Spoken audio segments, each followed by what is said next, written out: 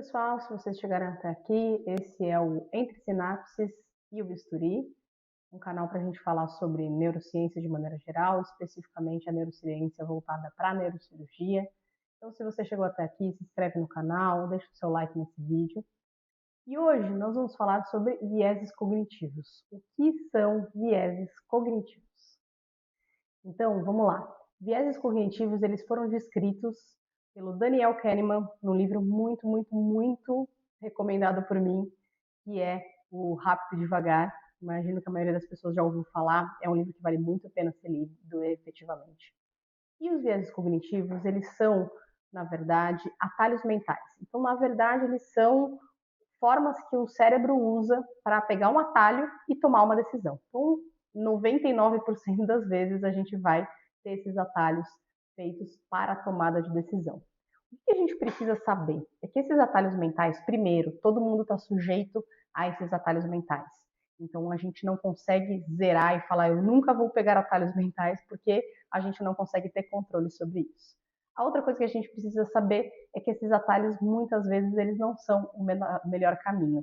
Pelo menos eles não são o melhor caminho para a tomada de decisão. Então, a decisão que a gente vai tomar não vai ser a melhor decisão possível. Por quê? Porque o atalho, assim como o atalho de uma corrida, por exemplo, ele é feito para a gente economizar energia. Ou, no caso de uma corrida, para a gente chegar mais rápido. O cérebro funciona da mesma forma, tá? O atalho mental, ele serve para o cérebro economizar energia, então não overthinking, que a gente fala em inglês, né? Então pensar muito sobre determinada coisa, então economizar energia e também para a gente chegar mais rápido a uma decisão.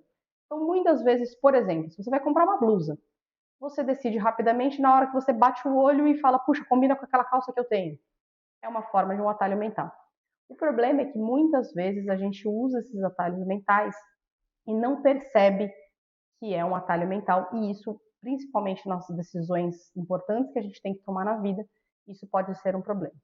A gente tem uma série de vieses cognitivos, eu vou falar aqui de alguns para vocês, mas, de novo, eu recomendo fortemente que vocês leiam o livro do Daniel Kahneman.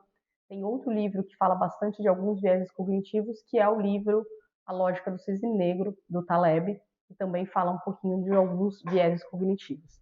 Então, basicamente, o Taleb ele descreve um que eu gosto bastante de falar, porque é uma coisa que a gente vê no dia a dia, mas que muitas vezes a gente não percebe o quanto isso é um viés cognitivo, que é a falácia narrativa. O que é a falácia narrativa?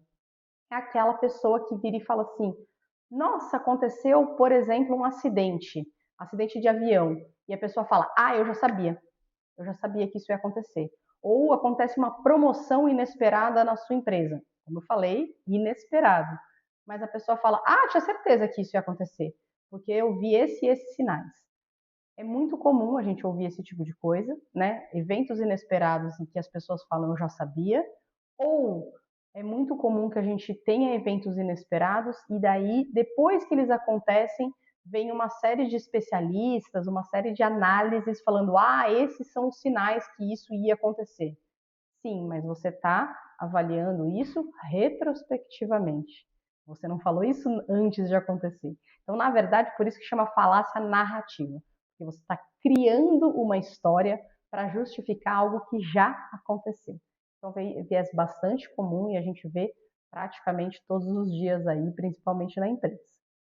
Outro viés cognitivo interessante, e que a gente também passa por isso diariamente, é o famoso a primeira impressão é que fica.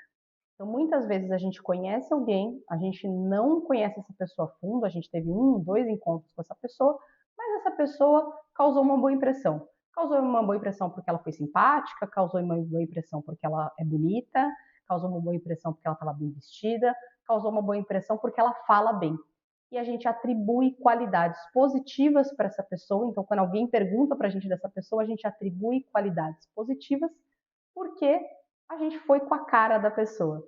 Isso a gente chama de efeito halo, ou seja, como se criasse um halo em volta da pessoa em que você inclui várias qualidades positivas, mesmo sem conhecer a fundo essa pessoa. Outro viés muito comum é o viés de disponibilidade. Então, por exemplo, a gente tem uma tendência a achar que os acidentes automobilísticos matam mais do que, por exemplo, as doenças relacionadas a um ruim estilo de vida. E não é verdade. As doenças relacionadas ao estilo de vida ruim, elas matam mais de 5 vezes mais que os acidentes automobilísticos. Mas é muito difícil a gente acreditar nessa estatística. Por quê? Porque a gente vê muito mais notícias sobre acidentes, né? Justamente porque são eventos inesperados, do que a gente vê, por exemplo, notícias sobre a pessoa teve um AVC ou teve um infarto relacionados ao colesterol alto, relacionados à hipertensão arterial, embora a gente saiba que essas doenças levam a um índice de doenças cardiovasculares maior. Mas é difícil a gente acreditar que é mais prevalente do que o acidente, porque a gente quase não vê a notícia dos acidentes. Então, isso chama de viés de disponibilidade. O que a gente está vendo mais disponível dá a impressão que é mais prevalente. Isso é uma coisa que acontece frequentemente também no nosso cérebro, é a forma como a gente raciocina. Outro viés importante, viés de suporte da escolha. Então, muitas vezes você vai comprar um carro, por exemplo, e você fala, puxa, vou perguntar para quem tem esse carro. Normalmente não é a melhor coisa a se fazer. Por que não é a melhor coisa a se fazer? Porque aquela pessoa que ela já comprou aquele carro, ela já gastou um dinheiro alto comprando aquele carro, ela tem uma tendência a suportar a escolha dela e criar de novo uma narrativa na cabeça dela que justifique. Então a pessoa fala assim, nossa, olha, ele gasta muito, mas também, nossa, ele tem um ar-condicionado muito melhor do que o meu carro anterior. Ela vai criando, vai justificando a escolha dela, porque ela fez um investimento muito alto. Então isso é o que a gente chama de viés de suporte da escolha. Outro viés muito comum que nós estamos todos sujeitos é o viés de ancoragem. Então, normalmente a gente se ancora numa determinada informação, normalmente na primeira informação que a gente recebeu sobre determinada coisa, e a gente tem dificuldade de transicionar, de entender que talvez aquela informação não seja tão precisa. Vou dar um exemplo muito fácil. A gente vai comprar determinado livro, por exemplo, e você não tem a menor ideia do preço. A menor ideia. Você fala, puxa, vou ver o preço. E você acha o livro por R$300. A primeira reação que você tem é falar, nossa, que livro caro, R$300. E você continua procurando. Na hora que você achar o livro por 150, você provavelmente vai achar ele super barato. Por quê? Porque você se ancorou no primeiro preço que você viu de algo que você não tinha noção de qual era o preço. Né? É aquela sensação que a gente tem do desconto, é a sensação que a gente tem do metade do dobro do preço.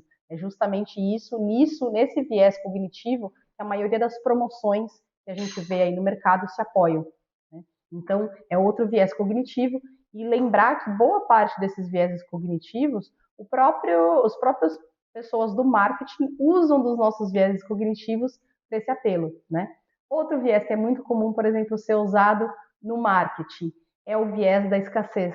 Então, é você dar aquela sensação de as últimas vagas, às vezes não preencheu nem 2 vagas, mas a pessoa coloca lá últimas vagas ou promoção por tempo limitado, só até o Dia das Mães, só até o Dia dos Pais, que dá a sensação de escassez, e a gente cria dentro da gente um senso de urgência para adquirir aquele curso, aquele produto, o que quer que a pessoa esteja vendendo. Então, enfim, são só alguns exemplos de vieses cognitivos. Deixa aqui no comentário se você quer saber mais sobre os vieses cognitivos, quer que eu fale de alguns outros vieses cognitivos que a gente tem. Como eu falei, são muitos descritos, mas o mais importante da gente entender é que os vieses cognitivos, eles existem para economizar energia e economizar tempo na tomada de decisão. Eles não servem para melhorar a qualidade da nossa decisão. Então, só o fato da gente saber que a gente está suscetível aos vieses cognitivos aumenta a chance de que a gente tenha menos o efeito deles. Zerar o efeito a gente não consegue, mas que a gente tenha menos o efeito deles. Se vocês gostaram de acompanhar até aqui, compartilhe esse vídeo e acompanhe o canal para mais novidades.